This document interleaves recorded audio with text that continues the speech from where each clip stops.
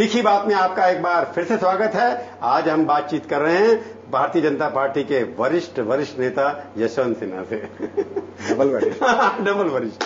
आप बताइए, देखो आपने आते ही पहले सोना आपने बाहर भेजा, तो उस वक्त एक बात उसमें याद रखने वाली है जो अक्सर हम लोग भूल जाते हैं कि 1991 में 20 टन सोना गिरवी रखा गया था, जो कि स्मगल्ड गोल्ड था। जो सोना कस्टम्स वाले पकड़ते हैं ना, जो स्मगलिंग होकर देश में आता है, उसको पकड़ते हैं, वो स्टेट बैंक के पास जमा रहता है। स्टेट बैंक उसको देश के भीतर बेचती है, उसको बराबर रखती नहीं है, देश के भीतर बेचती है।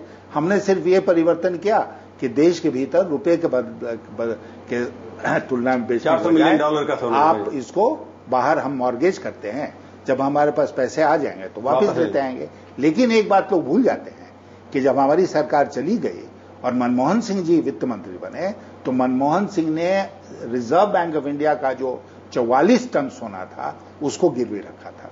उसके बाद उन्होंने दोबारा गिरवी रखा? जी सर, वो आप लोग कैसे लेके आए थे? नहीं, वो लेके आए तो लेके आए, आ गया सब कुछ।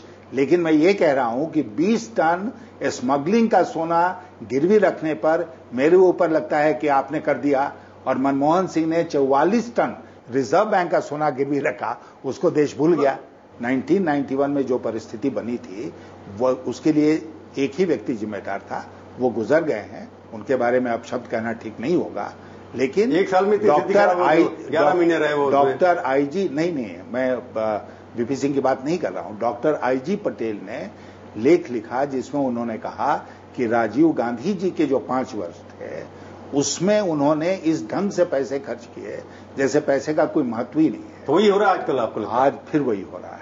जो मनमोहन सिंह जी है, राजनीतिक जो राजीव गांधी की आर्थिक स्थितियां थी, जो उनकी पॉलिसी थी खर्च करने की, उसी के ऊपर चले जा रहे हैं। उसी के ऊपर उनकी पत्नी श्रीमती सोनिया गांधी चल रही हैं, और मनमोहन सिंह के पास तो कोई ताकत है नहीं, तो विरोध कर नहीं सकते हैं, वो भी चल रहे हैं। इन्हीं मनमोहन सिंह ने कहा था 1991 में कि फ्री मील का समय समाप्त हो गया। कोई ये उम्मीद हमसे ना करे कि इस देश में फ्री मील को उन्होंने एक कॉन्सेप्ट में कि कोई सब्सिडी मिलेगी, कोई कुछ मिलेगा। लेकिन आप देखिए वही मनमोहन सिंह आज क्या कर रहे हैं।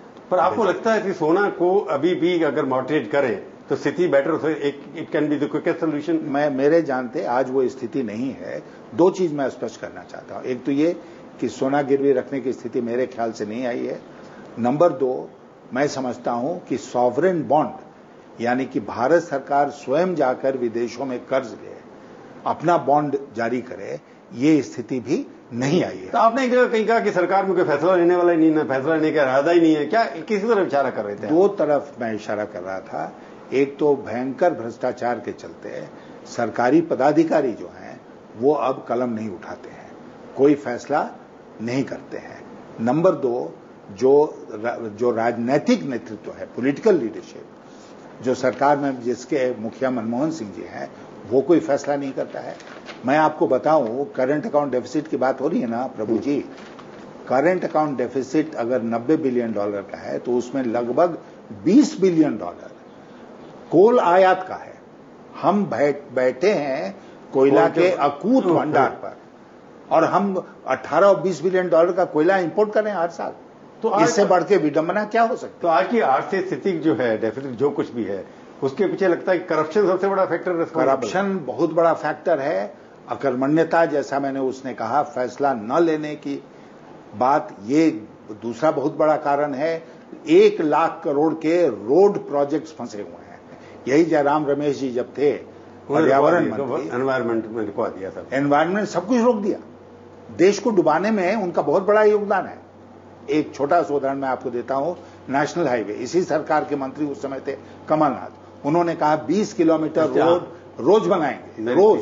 मेरे नहीं कहा था, मेरे इंटरव्यू में भी कहा था। 5 किलोमीटर से आगे नहीं बढ़ पाए। 9 साल में एवरेज 5 से ऊपर नहीं गया। ठीक है ना? तो वहां पर फेल कर गए। पावर सेक्टर में इतनी बड़ी विडंबना। एक तो कोयला की बात मैंने कही, गैस का प्रोडक्शन एक कंपनी ने रोक दिया, तो अब पावर सेक्टर को गैस नहीं जा सकता है, कोयला भी नहीं जा सकता, कोयला भी नहीं है, गैस भी नहीं है, पावर सेक्टर बैठा हुआ है। और अपनी कंपनी है भारत सरकार की कोल इंडिया, उसको 2 बार भारत सरकार ने प्रेसिडेंशियल डायरेक्टिव इशू किया है। माने भारत के इतिहास में अपनी ही कंपनी को प्रेसिडेंट के द्वारा डायरेक्टिव दिलवाने का काम कभी उसके बाद इम्प्लीमेंट नहीं हुआ। उसके बाद भी इम्प्लीमेंट नहीं हुआ। तो अगर आप एक सेंटेंस में तो किसको जिम्मेवार ठहराएंगे? प्रधानमंत्री मनमोहन सिंह और उनके ऊपर श्रीमती सोनिया गांधी, ये दो लोग जिम्मेदार हैं। जब तक ये जाएंगे नहीं तब तक इस अर्थव्यवस्था। मैंने लोकसभा में एक बात कही थी, मैं आपके चैनल पर भी कहना चाहता हूं कि आपने गलत नीतियों से गलत ढंग से खर्चे बढ़ाए। अगर मैंने कहा था कि 20 किलोमीटर सड़क बनाने के बदले आप कहते हैं हम 30 किलोमीटर बनाएंगे, तो मैं कहता बहुत अच्छी बात है, आप घाटा बढ़ा रहे हैं लेकिन अच्छे काम के लिए। घाटा आपने बढ़ा दिया किस बात के लिए? कि उसका भोग कंजम्पशन। दूसरा, उसका नतीजा ये हुआ कि मुद्रास्फीति बढ़ी। मुद्रास्फीति जब बढ़ी तो आरबीआई ने अपना ब्याज दर बढ़ाना शुरू किया, 13 बार ब्याज दर बढ़ाया। ब्याज दर बढ़ाया तो उसका असर पड़ा इन्वेस्टमेंट के ऊपर, पूंजी निवेश नहीं होना शुरू हुआ। पूंजी निवेश जब रुक गया तो प्रोडक्शन के ऊपर उसका असर पड़ा। जब उत्पादन गिर गया तो ग्रोथ रेट कम हो गया, और अभी 5% पिछले साल रहा है। कई लोग कह रहे हैं कि इस साल का ग्रोथ रेट 4% से भी नीचे रहेगा। तो उनको इलेक्शन जीतना नहीं है आपको लगता है? जी गलत काम कर रहे हैं, अगर गलत काम कर रहे हैं देश बर्बाद हो रहा है तो लगता है कि क्या गलत पॉलिटिक्स कर रहे हैं या अच्छी इकोनॉमिक्स कर रहे हैं? उनकी मैं तुलना उसी डॉक्टर से करना चाहता हूं जो डॉक्टर गंभीर रूप से बीमार पेशेंट के पास आता है और पेशेंट को तत्काल खुश करने के लिए उसको गलत लेकिन मीठी दवा देता है, क्योंकि वो उसको हिम्मत नहीं है कि वो कड़वी दवा पिलाए। तो उनको सजा नहीं होगी इस बात की? फिर कि सजा से नहीं डरते कि अगर आप पेशेंट को मारने पे लगे हुए हैं तो लोग तो बदला लेंगे उसका। तो इसलिए मैं कह रहा हूं कि चुनाव में चलो। पर आपकी पार्टी तो नहीं कहती ना ये बात, चुनाव में चलो। ये कुछ दिन इंतजार कीजिए, हो सकता है। आप यहाँ फैसला नहीं हो रहा कि कौन चुनाव में जाएगा लीड करने के लिए आपको, कि मोदी का नाम अभी तक अनाउंस समय आने पर सारे फैसले हो जाएंगे। क्या आपको लगता है मोदी साहब अच्छे डॉक्टर हैं? इनसे तो लाख गुने अच्छे डॉक्टर, और आपसे भी अच्छे। उन्होंने प्रूफ साबित करके दिखा। देश के लिए तो नहीं किया, आपने देश में किया ना। हाँ, तो प्रदेश और देश। तो आपको लगता है कि अभी पार्टी में कोई एक कलेक्टिव लीडरशिप या एक लीडर नहीं है, इसकी वजह आपकी पार्टी में भी कंफ्यूजन है कि मोदी का अनाउंस करें नहीं करें? आपको लगता है कि मोदी जिन लोग, हमारे ऊपर जिम्मेदारी नहीं है उनको अनाउंस करने की, जिन लोगों के ऊपर जिम्मेदारी है मुझे पूरा विश्वास है कि समय 4 प्रदेशों के चुनाव हो रहे हैं तो करना नहीं चाहिए आपको लगता है? नहीं, हमको अभी उस पर कुछ नहीं कहना है। जिन लोगों के ऊपर जिम्मेदारी है वो पार्टी हित में, देश हित में सही फैसला। तो आपको लगता है बीजेपी पहले से ज्यादा सीटें लाएगी? बहुत ज्यादा, बहुत ज्यादा। कितनी? आप ताज्जुब करेंगे, 180 से ऊपर लाएंगे। आप अचंभित रह जाएंगे। चलिए, आप अचंभे के इंतजार करेंगे। आप हमारे स्टूडियो में आए, बहुत बहुत धन्यवाद। तो ये थी आज की तीखी बात। तीखी बात का ये कार्यक्रम आपको कैसा लगा? आप अपनी राय हमें ईमेल के जरिए भी भेज सकते हैं। अगले हफ्ते आएगी बारी किसी और हस्ती की, और उसे हम करेंगे तीखी बात इसी समय इसी चैनल पर। तब तक के लिए प्रभु चावला का नमस्कार।